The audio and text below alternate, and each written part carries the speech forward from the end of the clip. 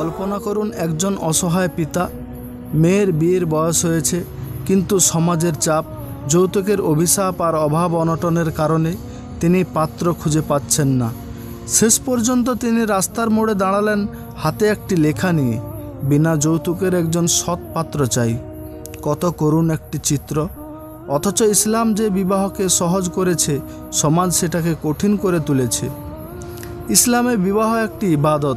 কোরআনে আল্লাহ তাআলা বলেছেন, তোমরা তাদের স্ত্রীদের মোহর প্রদান করো যা আনন্দের সাথে নির্ধারিত। সূরা আন-নিসা আয়াত 4। এখানে স্পষ্ট করা হয়েছে দায়িত্ব পাত্রের উপর, কনের পরিবারের উপর নয়। কিন্তু আজ আমাদের সমাজে যা হচ্ছে তা একেবারেই উল্টো। যৌতুক আমাদের সমাজকে ধ্বংসের পথে নিয়ে যাচ্ছে।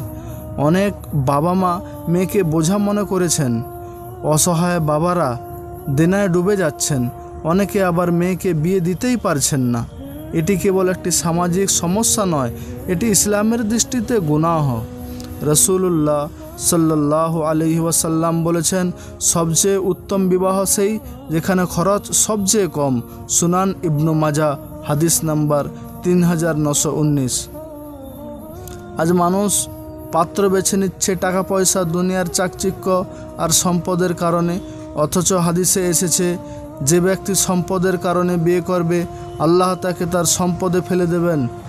যে ব্যক্তি সৌন্দর্যের কারণে বিয়ে করবে আল্লাহ তাকে অপমানিত করবেন। আর যে ব্যক্তি দিন ধর্মের কারণে বিয়ে করবে আল্লাহ তাকে বরকত দেবেন। সুনান ইবনু মাজা হাদিস নাম্বার 1848।